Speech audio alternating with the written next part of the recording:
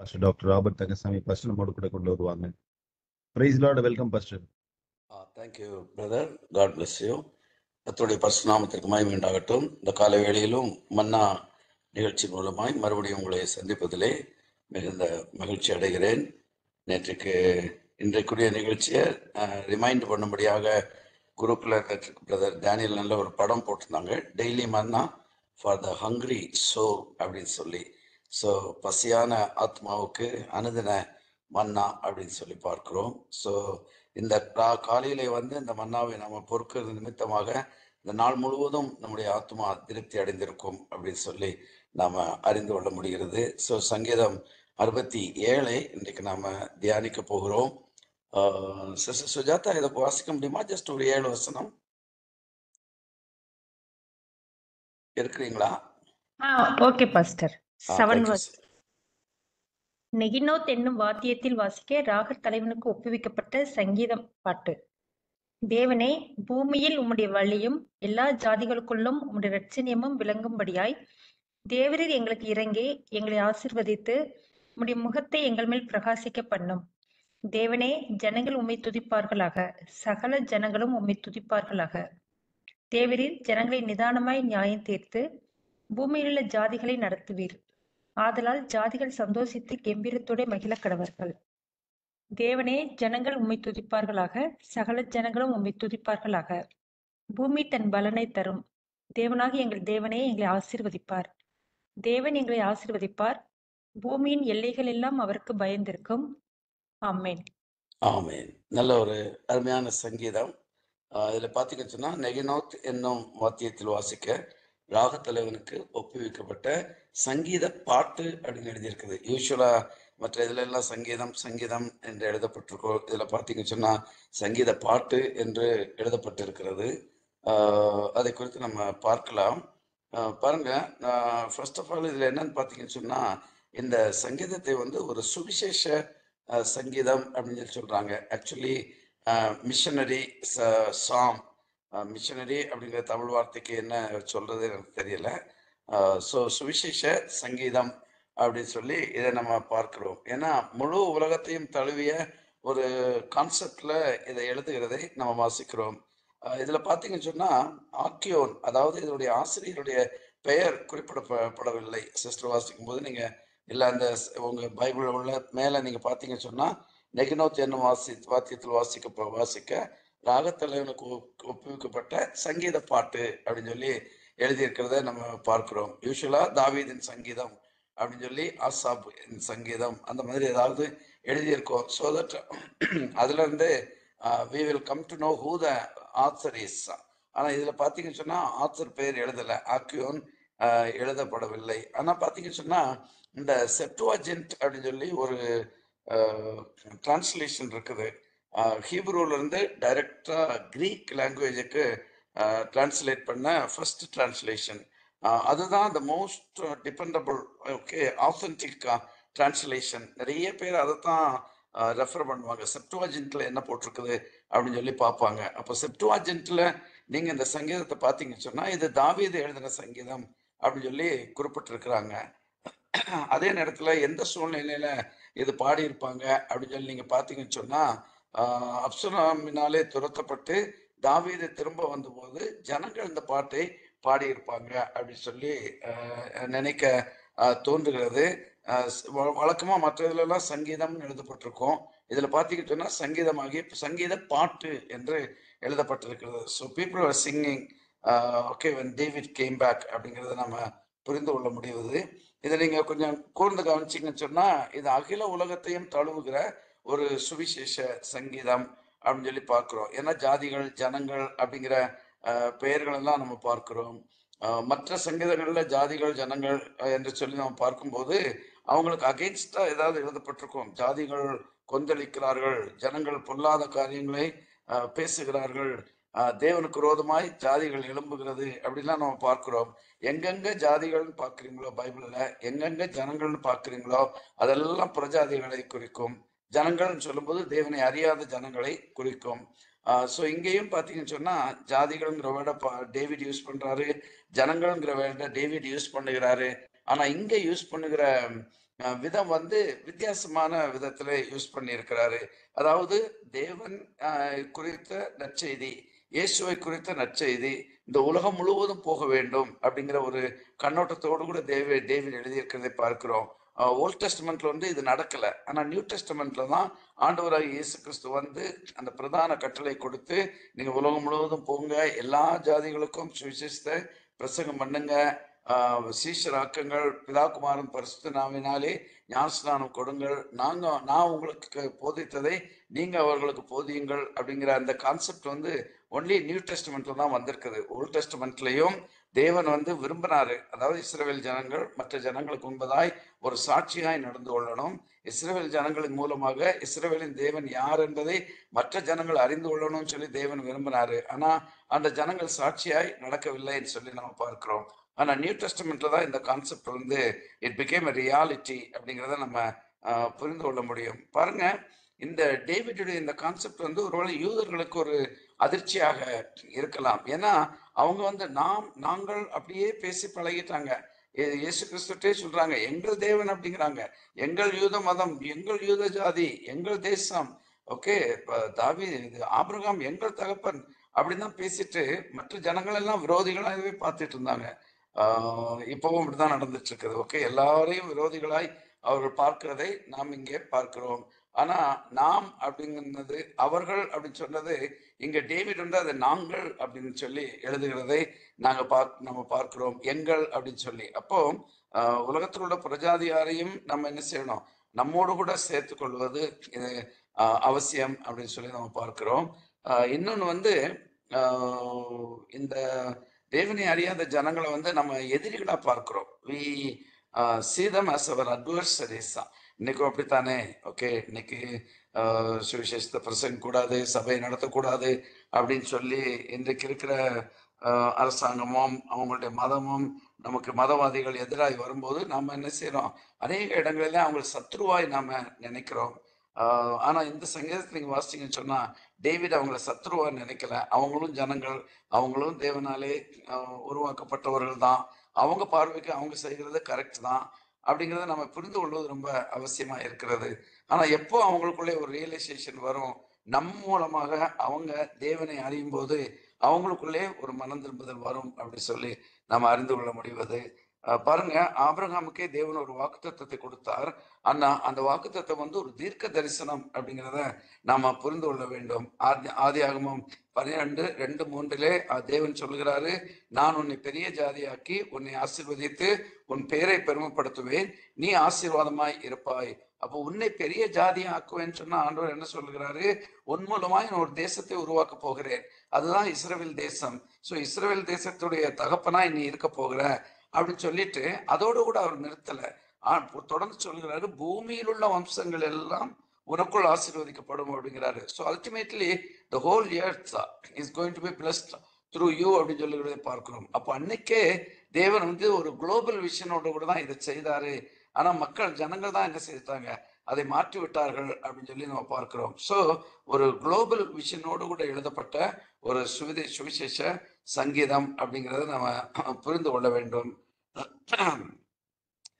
1-2 வசனங்களை வாசித்தால், தேவனே, பூமியில் உம்முடைய வழியும் எல்லா ஜாதிகளுக்குள்ளும் உம்முடைய இரட்சணியமும் விளங்கும்படியாய் தேவரீர் எங்களுக்கு இறங்கி எங்களை ஆசீர்வதித்து உம்முடைய முகத்தை எங்கள் மேல் பிரகாசிக்க பண்ணும் சேலா என்று எழுதுகிறதை நம்ம வாசிக்கிறோம். இந்த தேவனே என்று சொல்லி எங்க டேவிட் வந்து 7 முறை இந்த வேர்டை யூஸ் பண்ணுகிறத நீங்க வாசிக்கலாம். இந்த முழு சங்கீதத்திலும் மொத்தமே 7 வசனம் தான்.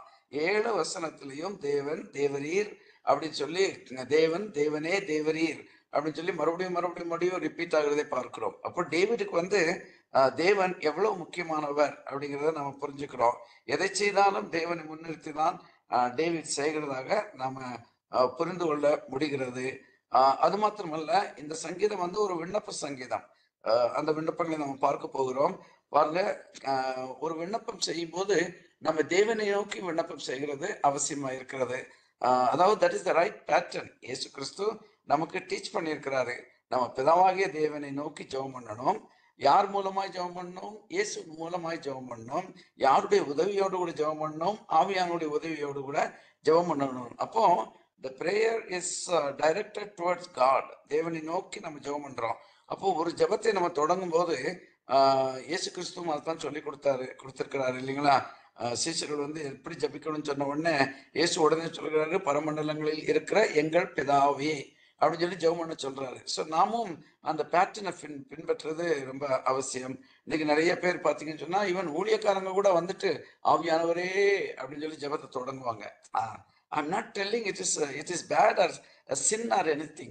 ஆனா it is not according to the pattern that God has taught to us. தேவன் நமக்கு, இயேசு நமக்கு கற்றுக் கொடுத்த அந்த முறைமையின்படி அது இல்லைன்னு தான் சொல்றேனே ஒழிய அது பாவம்னு சொல்ல, அது தவறுன்னு சொல்லி நான் சொல்லவில்லை.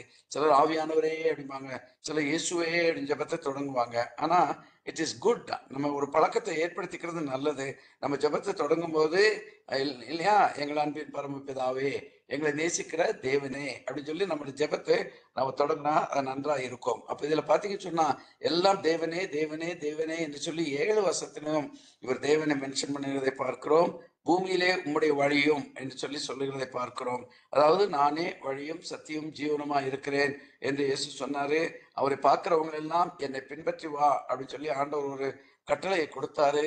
அப்போ ஆண்டவராக இயேசு கிறிஸ்துடைய அந்த வழி இன்னைக்கு பூமி முழுவதும் கூறப்பட வேண்டும் அப்படின்னு சொல்லி டேவிட் சொல்லுகிறதே நமக்கு வாசிக்கிறோம். இன்னைக்கு சர்ச்சிலையும் நம்ம இதுக்கு இம்பார்ட்டன்ஸ் கொடுக்குறோம், ஒய்கோஸ் ஊழியத்துக்கு நம்ம இம்பார்ட்டன்ஸ் கொடுக்குறோம். அதை குறித்து நம்ம சொல்லிக்கொண்டே இருக்கிறோம். ஏன் இந்த உலகத்தில் உள்ள ஜனங்கள் இயேசுவின் வழியை புரிந்து கொள்ள வேண்டும். அவர் ஒருவர் தான் வழி, அவரை மாற்றம்தான் பின்பற்ற முடியுங்கிறத எல்லாரும் பின்பற்ற வேண்டியது அவசியமா இருக்கிறது. ஸோ நானே வழியும் சத்தியமும் ஜீவனுமாய் இருக்கிறேன் என்று சொன்ன ஆண்டவருடைய வழியை இந்த பூமி முழுவதும் அறிந்து கொள்ள வேண்டும் அப்படின்னு சொல்லி டேவிட் சொல்லுகிறாரு. எல்லா பிரஜாதிகளுக்குள்ளும் உங்களுடைய ரட்சணியம் விளங்கும்படியாய் அப்படின்னு சொல்லி அவருங்க டேவிட் சொல்லுகிறதை பார்க்கிறோம். பாருங்க, இதுல வந்து ஒரு பயங்கரமான ஒரு தீர்க்க தரிசன சங்கீதம். டேவிட் நல்ல ஒரு தீர்க்க தரிசி, எத்தனையோ காரியங்களை ரொம்ப தெளிவாய் எழுதி வச்சிருக்கிறாரு. டேவிட் எழுதினதெல்லாம் இதுவரைக்கும் நிறைவேற்றி கொண்டு இருக்கிறது, இன்னும் நிறைவேற போகிறது அப்படிங்கிறத நம்ம பார்க்கணும்னா எஸ்கட்டாலஜின்னு சொல்லுவாங்க, the study of the end times. அதெல்லாம் டேவிட் எழுதி இருக்கிறாரு. ஓகே, இயேசுடைய 2ஆம் வருகை, உயிர்த்தெழுதல், இதெல்லாம் டேவிட் எழுதி இருக்கிறாரு. அதெல்லாம் கட்டாயமாக நிறைவேறும் சொல்லி நம்ம பார்க்கிறோம். அப்ப எல்லா ஜாதிகளுக்குள்ளும் உங்களுடைய ரட்சண்யம். அப்போ ரட்சண்யம் அப்படின்னு சொல்லி பார்க்கும்போது இயேசு கிறிஸ்து தான் அந்த ரட்சிப்பை நமக்கு வெளிப்படையாக கொண்டு வந்தார் அப்படிங்கிறத நம்ம அறிஞ்சிருக்கிறோம். அப்போ இயேசு கொண்டு வந்த அந்த ரட்சிப்பு இன்னைக்கு உலகம் முழுவதும் கடந்து செல்ல வேண்டும். அதனாலதான் ஆண்டவராக இயேசு அந்த பிரதான கட்டளையை கொடுத்தாரு. அந்த பிரதான கட்டளை என்னது? ஆக்சுவலா மேத்யூ 28:18-19 அதை நம்ம சொல்லுவோம். ஆனா இங்க நான் மார்க் 16:15 நான் போட்டிருக்கிறேன். பின்பு அவர் அவர்களை நோக்கி, நீங்கள் உலகமெங்கும் போய் சர்வ சிருஷ்டிக்கும் சுவிசேஷத்தை பிரசங்கியுங்கள் அப்படின்னு சொல்லி சொன்னாரு. அப்ப இதை டேவிட் அந்த காலத்துல என்ன செய்தாரு? ஒரு தீர்க்க தரிசனமா எழுதி வச்சிருக்கிறாரு. இயேசு கொண்டு வந்த இந்த ரட்சிப்பு, இந்த ரட்சண்யம் என்கிற அந்த கான்செப்டை உலகத்தில் உள்ள எல்லா மக்களும் புரிந்து கொள்ள வேண்டும் என்று அவர் எழுதியிருக்கிறதாக நாம வாசிக்கிறோம். அப்புறம் அதே நீங்க தொடர்ந்து பார்த்தீங்கன்னு சொன்னா இந்த ரட்சண்யம் வந்து இயேசு நமக்கு கொண்டு வந்த ரட்சண்யம் உலகம் முழுவதும் உள்ள ஜனங்களுக்கு விளங்கணும்னு சொன்னா, ஆண்டவரே நீர் எங்களுக்கு இரக்கம் காண்பியும் அப்படிங்கிறாரு. ஏன்னா தேவனுடைய இரக்கமும் அவருடைய உதவியும் அவருடைய தயவும் அவருடைய கிருபையும் இல்லாம நாம் அந்த ஊழியத்தை செய்யவே முடியாது அப்படிங்கிறத நம்ம நன்றாய் அறிந்து கொள்வது அவசியமா இருக்கிறது. அதனாலதான் இயேசு சொன்னாரு, மத்தேயு 28 அந்த கடைசி வசனம் சொல்லுகிறாரு, 18-19-20 சொல்லுகிறாரு, நீங்க போங்க, சுவிசேஷத்தை பிரசங்கம் பண்ணுங்க, சீஷராக்குங்க, பிதாகுமாரன் பரிசுத்தாவின் நாமத்தினாலே ஞானஸ்நானம் கொடுங்கள், இதெல்லாம் சொல்லிட்டு கடைசியில சொல்லுகிறாரு, இதோ உலகத்தின் முடிவு வரையும் நான் உங்களோடு கூட இருக்கிறேன் அப்படிங்கிறாரு. அப்போ என்னுடைய கிருபை, இரக்கம், தயவு, பாதுகாவல், உதவி எல்லா நேரத்திலும் உங்களுக்கு உண்டு அப்படின்னு சொல்லி சொல்லுகிறாரு. அன்னைக்கே டேவிட் அதை எழுதி வச்சுட்டாரு, ஆண்டவரே உங்களுடைய இரக்கமும் தயவும் கிருபையும் இல்லாம நாங்க இதை செய்ய முடியாது அப்படின்னு சொல்லி.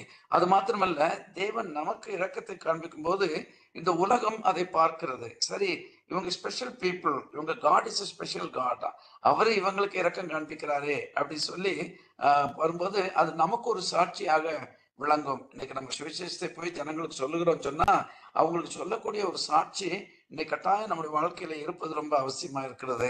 அந்த சாட்சி எப்படி வரும் சொல்லி பார்த்தீங்கன்னு சொன்னா, தேவன் நம்மையில பாராட்டுகிற இரக்கத்தினாலே வரும் அப்படின்னு சொல்லி நம்ம பார்க்கிறோம். பாருங்க, இந்த அதாவது தேவன் நம்ம மேல இறங்கி அவர் நமக்காக அற்புதங்களையும் அடையாளங்களையும் செய்கிறது நம்முடைய சாட்சிக்கு ஒரு நல்ல உறுதியான பேக்கிங் ஒன்ன கொடுக்கும் அப்படிங்கிறத நம்ம நன்றாய் அறிந்து கொள்ள வேண்டும். ஏன் திரளான ஜனங்கள் இயேசுவை பின்பற்றி போனாங்க அப்படின்னு சொன்னா, அவர் அதிசயங்களையும் அற்புதங்களையும் செய்தாரு. அதை பார்க்கறதுக்காக ஜனங்கள் போனாங்க. எனக்கு ஒரு அதிசயம் நடக்காதா, எனக்கு ஒரு அற்புதம் நடக்காதா என்கிற ஏக்கத்தோடு கூட ஜனங்கள் போனாங்க அப்படின்னு சொல்லி நம்ம பார்க்கிறோம். அப்போ இன்னைக்கு உலக மக்கள் இயேசுவை அறிந்து கொள்ளணும்னு சொன்னா, நம் மூலமாக இல்ல நமக்கு செய்யற அதிசயங்கள் அற்புதங்களை அந்த ஜனங்கள் என்ன செய்யறது, பார்க்கிறது அவசியமாய் காணப்படுகிறது. இல்லைன்னு சொன்னா அவங்க நம்ப மாட்டாங்க. என்னுடைய ஒய்ஃப் வந்து செல்வபுரத்துல ஒரு கேர்சல் நடத்துறாங்க. அந்த கேர்சல் நடத்துற அந்த பொண்ணு வந்து கல்யாணம் ஆகி 10 வருஷமா அவளுக்கு குழந்தை கிடையாது.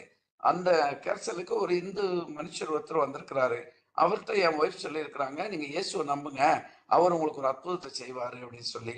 அப்போ அந்த ஆள் சொன்னாராம், இந்த பொண்ணை பாருங்க, கல்யாணம் ஆகி 10 வருஷம் ஆச்சு, இவ இயேசுவை கும்பிடுறா, இவளுக்கே இந்த இயேசு அற்புதத்தை செய்யல, எனக்கு எங்க செய்ய போறாரு, இவளுக்கு முதல்ல அற்புதத்தை செய்யட்டும், அதுக்கப்புறம் நம்புறேன்னு சொல்லி சொன்னாராம். So it is very very important that God performs a miracle in our lives so that we say it as a testimony to others.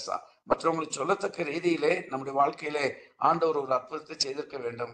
கடைசியில என் ஒய்ஃப் அன்னைக்கு ஒரு சேலஞ்சா எடுத்துட்டு எல்லாருமே ஜெபம் பண்ண ஆரம்பிச்சாங்க. நாங்களும் ஜெபம் பண்ணோம். கரெக்டா ஒரு வருஷத்துக்குள்ள அந்த பொண்ணுக்கு ஒரு குழந்தைய கர்த்தர் கொடுத்துட்டாரு. அப்போ இது வந்து பிரஜாதியார்ட்ட சொல்றதுக்கு நமக்கு ஒரு ஒரு ஸ்ட்ராங் பாயிண்டாக இருக்கிறது அப்படிங்கிறத நம்ம அறிந்து கொள்ள வேண்டும். மத்தேயு 4:24-25 வாசிப்பீன்னு சொன்னா, அவருடைய கீர்த்தி சீரியா எங்கும் பிரசித்தமாயிற்று. அப்பொழுது பலவித வியாதிகளையும் வேதனைகளையும் அடைந்திருந்த சகல பிணியாளிகளையும் பிசாசு பிடித்தவர்களையும் சந்திர ரோகிகளையும் திமிர்வாதக்காரரையும் அவரிடத்தில் கொண்டு வந்தார்கள். அவர்களை சுஸ்தமாக்கினார். கலிலேயாவிலும் தெக்கப்போலியிலும் எருசலேமிலும் யூதேயாவிலும் யோர்தானுக்கு அப்புறத்திலும் இருந்து திரளான ஜனங்கள் வந்து அவருக்கு பின் சென்றார்கள் அப்படின்னு சொல்லி நம்ம பார்க்கிறோம். இன்றைக்கு ஏன் சுவிசேஷத்தை அறிவிக்க முடியவில்லைன்னு சொன்னால், ஏன் இன்றைக்கு சபைகள் தோல்வி அடைந்து கிடக்கின்றன சொன்னா, இன்றைக்கு அற்புதங்களையும் அடையாளங்களையும் நாம் வெளிப்படையாக பார்ப்பது இல்லை அப்படின்னு சொல்லி நாம் அறிந்து கொள்ள வேண்டும். ஸோ அதுக்காகவே நம்ம ஜெபம் பண்ணுகிறது அவசியமாக இருக்கிறது. எபிரேயர் 2:4 சொல்றாரு, இதுவும் இது பாலுடைய எழுத்துக்கள் அடையாளங்களினாலும் அற்புதங்களினாலும் பலவிதமான பலத்த செய்கைகளினாலும் தம்முடைய சித்தத்தின்படி பகிர்ந்து கொடுத்த பரிசுத்த ஆவியின் வரங்களினாலும் தேவன் தாமே சாட்சி கொடுத்ததுமாய் இருக்கிற இவ்வளவு பெரிதான ரட்சிப்பை குறித்து அப்படின்னு சொல்லி அங்கே எழுதியிருக்கிறதை பார்க்கிறோம். அப்போ இந்த ரட்சிப்பு நமக்கு வந்ததே அற்புதங்களினாலும் அடையாளங்களினாலும் தான் அப்படின்னு சொல்லி நம்ம பார்க்கிறோம். அப்போ டேவிட் ஏன் எங்க மேல இரக்கமாயிரும் ஆண்டவரே, எங்களுக்கு உதவி செய்யும் அப்படின்னு சொல்லி சொல்றாருன்னு சொன்னா, எங்க வாழ்க்கையில நீங்க ஒரு அற்புதத்தை செய்யுங்க, அதை இந்த உலகம் பார்த்து அது உண்மை நம்பட்டும் அப்படின்னு சொல்லி நம்ம பார்க்கிறோம். மார்க் 16:20 நீங்க வாசிச்சு பார்த்தீங்கன்னு சொன்னா, அதுல போட்டிருக்குது, அவர்கள் புறப்பட்டு போய் எங்கும் பிரசங்கம் பண்ணினார்கள்.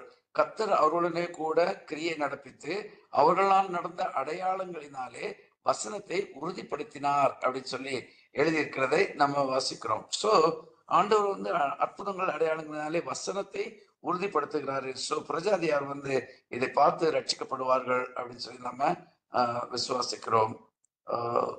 அதே தொடர்ந்து நம்ம பார்க்கும்போது மார்க் 16:15-18 வரைக்கும் நீங்க வாசிப்பீங்கன்னு சொன்னா, முதல்ல ஆண்டவர் சொல்லுகிறாரு, ஓகே, பின்பு அவர் அவர்களை நோக்கி, நீங்கள் உலகம் எங்கும் போய் சர்வ சிருஷ்டிக்கும் சுவிசேஷத்தை பிரசங்கியுங்கள்.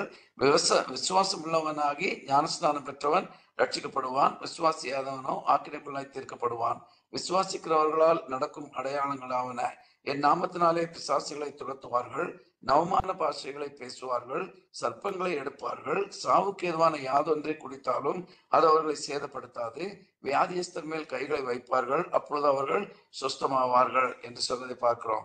அப்போ அற்புதங்கள் அடையாளங்கள் அப்படின்னு சொல்லுகிறது ஒரு கிறிஸ்டியன் லைஃபுடைய ஒரு இம்பார்ட்டன்ட் பார்ட் அண்ட் பார்சலா இருக்கிறது அப்படிங்கிறத நம்ம அறிந்து கொள்ள வேண்டும். ஸோ அற்புதங்கள் அடையாளங்கள் இல்லாத ஒரு கிறிஸ்தவ வாழ்க்கை வந்து ரொம்ப ஒரு டல் லைஃபா போயிடும் அப்படிங்கிறத நாம புரிந்து கொள்ள வேண்டும். ஓகே, அதுக்கப்புறம் சொல்றாரு, அதே இதில் எங்களை ஆசீர்வதித்து அப்படிங்கிறாரு. பாருங்க, ஒரு சாதாரண கிறிஸ்தவனுடைய ஜெபம் சொன்னா என்னன்னு சொன்னா, எங்களை ஆசீர்வதியும் அப்படிங்கிறது தான் எல்லா கிறிஸ்டியன்ஸுடைய பிரேயர்ஸாக இருக்கிறது. ஜெபம் சொல்லி தேவனிடத்துல போனா, இல்ல தேவ மனுஷனிடத்துல போனா, ஒரு பெரிய பட்டியலோடு கூட போகிறோம். ஷாப்பிங் லிஸ்ட் மாதிரி போட்டு, ஆண்டவரை இதை செய்யும், அதை செய்யும், இதை கொடும், அதை கொடும், தா தா தா என்று ஆண்டவரத்தில் நம்ம கேட்டுக்கொண்டே இருக்கிறோம். நீதிமொழிகள் ஒரு வசனம் இருக்குது, தா தா தா என்று கேட்கிற 3 உண்டு அப்படின்னு எழுதியிருக்கிறத நம்ம வாசிக்கிறோம். அந்த மாதிரி நம்ம தான்னு சொல்லி கேட்டுக்கொண்டே தான் இருக்கிறோம். சொந்த தேவைக்காக ஊழியக்கார்ட்ட போய் ஜெபம் பண்ணுவாங்க. ஊழியக்காரர்களுக்கு காணிக்கைகளை அனுப்பி எங்களுக்கு ஜெபம் பண்ணுங்கன்னு சொல்லி சொல்லுவாங்க. ஸோ நம்ம வந்து செல்ஃபிஷ் ப்ரேயர்ஸ் தான் எப்போதும் அநேக கிறிஸ்டியன்ஸ் நம்ம பண்ணிக்கொண்டே இருக்கிறோம். அது தவறான ஒரு விஷயம். எனக்கு நான் ஒரு டெர்மினாலஜி எப்பவுமே சொல்லுவேன், சொந்தம் காரியம் ஜிந்தாபாத் தான். அதாவது மலையாளத்துல சொல்லுவாங்க, சொந்தம் காரியம்னா என்னுடைய காரியம், ஜிந்தாபாத்னா வாழ்க. அப்ப என்னுடைய காரியம் நடந்தா போதும் அப்படிங்கிற மாதிரி இன்னைக்கு நிறைய கிறிஸ்டியன்ஸ் நம்ம வாழ்ந்து கொண்டு இருக்கிறோம். ஆனா டேவிட் வந்து எங்களை ஆசீர்வதி சொல்லும் போது அவர் வந்து ஒரு சுயநலமாக இந்த ஜெபத்தை செய்யல அப்படின்னு நம்ம புரிந்து கொள்ள வேண்டும். எங்களை ஆசீர்வதித்துன்னு சொல்லும் போது, உம்முடைய ஜனமாகிய உம்முடைய தேசமாகிய எங்களை நீங்க ஆசீர்வதிங்க.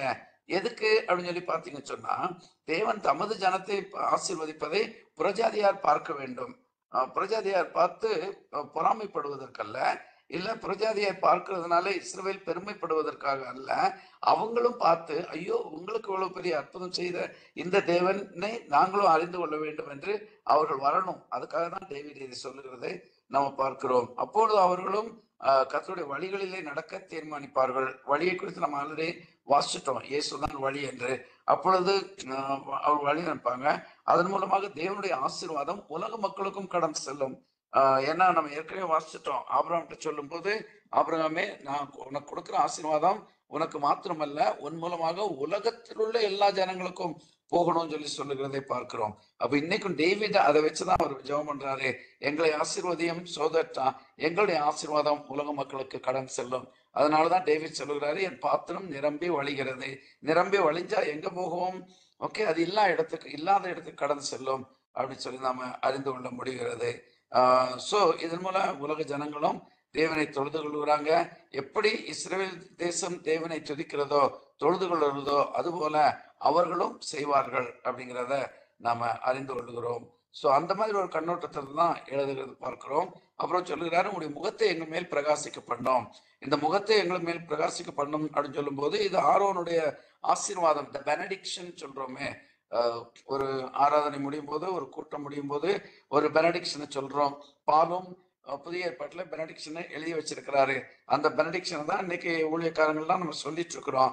சிலர் பழைய ஏற்பாட்டிலே ஆரோன் கொடுத்த அந்த பெனடிக்ஷனையும் சொல்லுவாங்க. வாட் எவர் இட் இஸ் தான், ஜனங்கள் கூடி வரும்போது ஊழியக்காரர்கள் அந்த ஆசீர்வாதத்தை சொல்லி அவர்களை ஆசீர்வதிக்க வேண்டும்.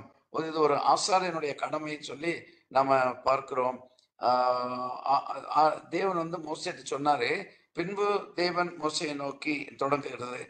எண்ணாகம் 6:23-27 வரைக்கும், நீ ஆரோனோடும் அவன் குமாரோடும் சொல்ல வேண்டியது என்னவென்றால், நீங்கள் இஸ்ரவேல் புத்திரரை ஆசீர்வதிக்கும் போது அவர்களை பார்த்து சொல்ல வேண்டியது, கர்த்தர் உன்னை ஆசீர்வதித்து உன்னை காக்க கடவர். கர்த்தர் தம்முடைய முகத்தை உன்மேல் பிரகாசிக்க பண்ணி உன்மேல் கிருபையா இருக்க கடவர். கர்த்தர் தம்முடைய முகத்தை உன்மேல் பிரசன்னமாக்கி உனக்கு சமாதானம் கட்டளையிட கடவர் என்பதே.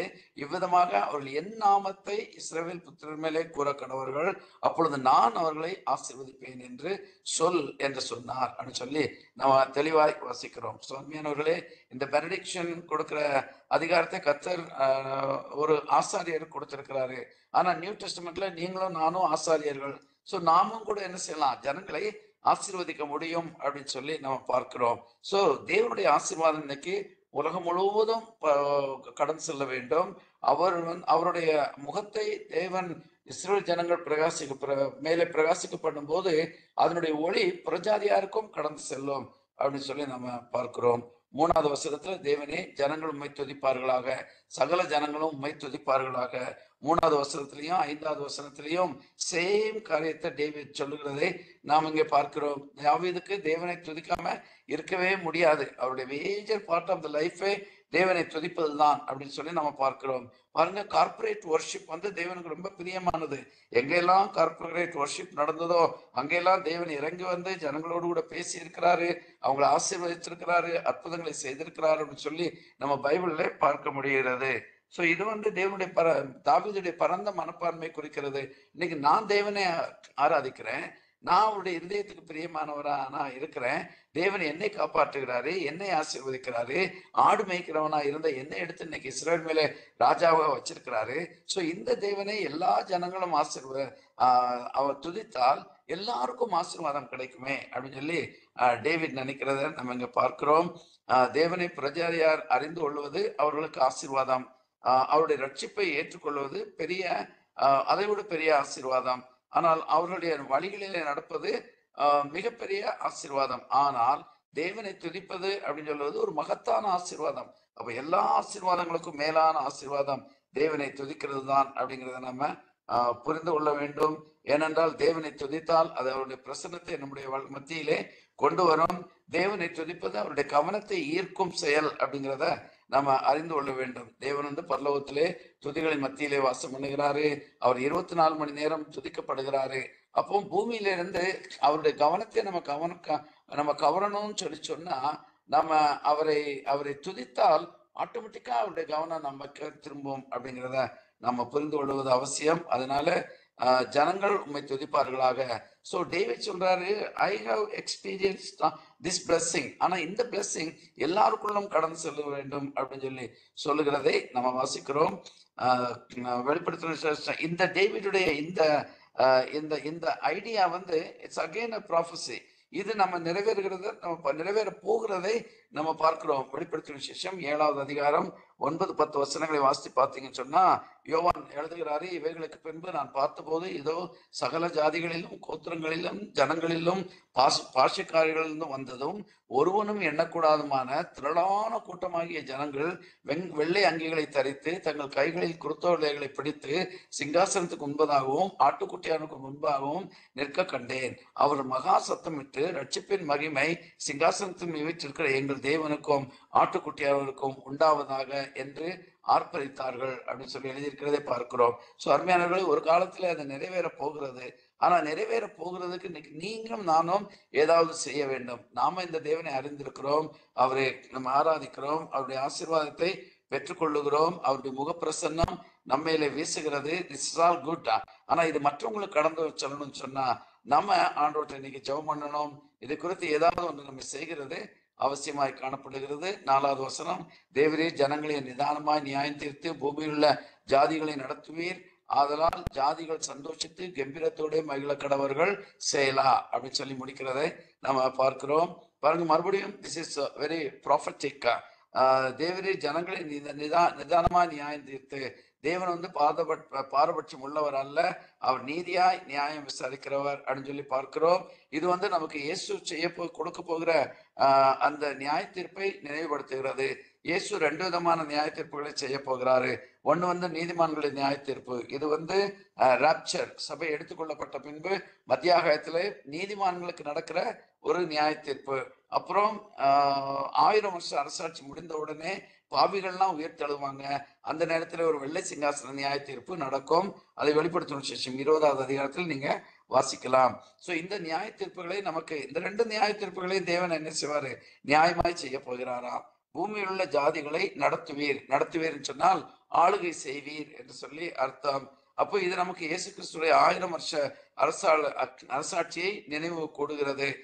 இயேசுவின் ஆட்சி எப்படி மகிமையா இருக்கும் அப்படிங்கிறத நம்ம ஏசாயா தீர்க்கதரிசி புஸ்தகத்திலிருந்து அநேக காரியங்களை வாசிக்க முடியும்.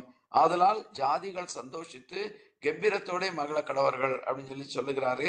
ஸோ இயேசுடைய ஆட்சியிலே யாருக்கும் தீமை இருக்காது. ஒரே மகிழ்ச்சியும் சந்தோஷமும் அமைதியும் சமாதானம் தான் நிலவும் என்று சொல்லி பார்க்கிறோம். ஏன்னா 1000 வருஷ அரசாட்சியை குறித்து சொல்லும் போது ஏசாயா 11:9 ஏசாயா சொல்லுகிறாரு, என் பரிசுத்த பர்வதம் எங்கும் தீங்கு செய்வாரும் இல்லை, கேடு செய்வாரும் இல்லை. சமுத்திரம் ஜலத்தினால் நிறைந்திருக்கிறது போல பூமி கர்த்தரை அறிகிற அறிவினால் நிறைந்திருக்கும் அப்படின்னு சொல்லி, இதே 1000 வருஷ அரசாட்சியை குறித்து ஏசாயா பல காரியங்களை அதே அதிகாரத்தில் எழுதியிருக்கிறத பார்க்கலாம். நீங்க உங்க போன்ல இருக்கிற நீங்க பிக்சரை பார்த்தீங்கன்னு சொல்லி சொன்னா ரொம்ப அழகான பியூட்டிஃபுல் பிக்சர்ஸ் தான். இதெல்லாம் எப்போ நிறைவேறும் அப்படின்னு சொன்னீங்கன்னா 1000 வருஷ அரசாட்சியிலே நிறைவேறும். அதுதான் டேவிட் சொல்லுகிறாரு, நீர் ஜனங்களை நிதானமாய் நியாயம் தீர்த்து நீங்க அவங்க ஆளுகை செய்வீங்க. அந்த நேரத்துல பூமியில் உள்ள ஜாதிகள்லாம் சந்தோஷம் கொண்டாடுவாங்க, கம்பீரத்தோடு கூட மகிழ்வார்கள். ஏன்னா உம்முடைய பரிசுத்த பர்வதத்திலே யாரும் தீங்கு செய்ய மாட்டாங்க, யாரும் கெடுதல் செய்ய மாட்டாங்க. மிருகம் மனுஷனுக்கும் மனுஷன் மிருகனுக்கும், ஒரு மிருகம் இன்னொரு மிருகத்துக்கும், ஒரு மனுஷன் இன்னொரு மனிதனுக்கும் கேடு செய்ய மாட்டான். அந்த மாதிரி ஒரு ஆட்சியை தான் ஆண்டவர் செய்ய போகிறார் அப்படிங்கிறத நம்ம நன்றாய் அறிந்து கொள்ள வேண்டும். My time is up. I don't know. இதான் இது மாதிரி. சரி, 5வது வசனம் சொல்லுகிறது, தேவனே ஜனங்கள் உம்மை துதிப்பார்களாக, சகல ஜனங்களும் உம்மை துதிப்பார்களாக. 3வது வசனத்துடைய அதே ரிப்பீட்டேஷன் தான் 5வது வசனம் அப்படிங்கிறத நம்ம புரிந்து கொள்ள வேண்டும். 6-7 வசனங்களிலே பூமி தன் பலனை தரும், தேவனாகிய எங்கள் தேவனே எங்களை ஆசீர்வதிப்பார், தேவன் எங்களை ஆசீர்வதிப்பார், பூமியின் எல்லைகள் எல்லாம் அவருக்கு பயந்திருக்கும். பாருங்க, பூமி தன் பலனை தரும் என்று சொன்னால் தேவனுடைய வழி, அவருடைய ரட்சிப்பு, அவரை துதிக்கும் துதி பூமிக்கு வரும்போது இயற்கையாகவே அந்த பூமி செழிப்பாக மாறிவிடும். சண்டே சர்வீஸ்ல ஃபிஜி ஐலாண்டை பற்றி பாஸ்டர் பேசினாங்க. நீங்க இதை கொஞ்சம் வாசிச்சு பார்க்கணும். ஃபிஜி ஐலாண்டு முழுவதும் ரட்சிப்புக்குள்ளே வந்தபோது அதுல நடந்த செழிப்பை அவங்களால விவரிக்கவே முடியாது. அவ்வளவு செழிப்புள்ள ஒரு இடமாக அந்த ஃபிஜி மாறிவிட்டதுன்னு சொல்லி பார்க்கிறோம். அப்போ தேவன் நோக்கி ஜனங்கள் மனம் திரும்பும் போது ஆட்டோமேட்டிக்கா தேவனுடைய ஆசீர்வாதம் ஜனங்கள் மேலும் மாத்திரமல்ல அவங்க வாழ்கிற பூமியின் மேலும் வரும் அப்படின்னு சொல்லி நம்ம பார்க்கிறோம். இது கடைசி காலத்தில் வரப்போகும் எழுப்புதலையும் ஆத்தும அறுவடைக்கும் ஒரு தீர்க்க தரிசனமாக இது இருக்கிறதை நம்ம பார்க்கலாம். தேவனாகிய எங்கள் தேவனே எங்களை ஆசீர்வதிப்பார், தேவன் எங்களை ஆசீர்வதிப்பார். அப்போ இந்த ஆசீர்வாதம், இந்த சங்கீதம் ஆசீர்வாதத்தில் தொடங்கி ஆசீர்வாதத்தில் முடிகிறதை நம்ம பார்க்கிறோம். ஆசீர்வாதம் அப்படின்னு சொன்னா எல்லாவற்றிலும் தன்னிறைவை பெற்று வாழ்வதுதான் ஆசீர்வாதம். தேவைகளுக்காக மனிதரையும் சூழ்நிலைகளையும் எதிர்பாராமல் வாழ்வது ஒரு ஆசீர்வாதம் அப்படிங்கிறது நம்ம பார்க்கிறோம். பூமியின் எல்லைகள் எல்லாம் அவருக்கு பயந்திருக்கும் சொல்லி பார்க்கிறோம். ஸோ கர்த்தருக்கு பயப்படுதல் ஞானத்தை தரும், ஒரு ஆவிக்குரிய விழிப்புணர்வை தரும், நமக்கு நமது ஆசீர்வாதத்தை உறுதிப்படுத்தும், பூமி மேலே செழிப்பை தரும் அப்படிங்கிறத நாம அறிந்து கொள்ளலாம். 2 இடங்களிலே சேலா அப்படிங்கிறத யூஸ் பண்றாரு. 2வது வசனத்திலையும் 4வது வசனத்திலையும் சேலா என்று சொல்லும்போது நில் நிதானி செல். ஏற்கனவே நான் உங்களுக்கு பலமுறை இதை குறித்து நான் சொல்லி இருக்கிறேன். ஸோ இயேசுடைய வழி, அவருடைய ரட்சிப்பு, அவருடைய துதிக்கிற துதி நமக்கு இருக்கும்போது மகிழ்ச்சியும் செழிப்பும் அறுவடையும் நமக்கு உண்டாகும் என்று சொல்லி பார்க்கிறோம். ஸோ கர்த்தர் இந்த வசனங்கள் மூலமா நம்மை ஆசீர்வதிப்பாராக. Over to you brother Daniel.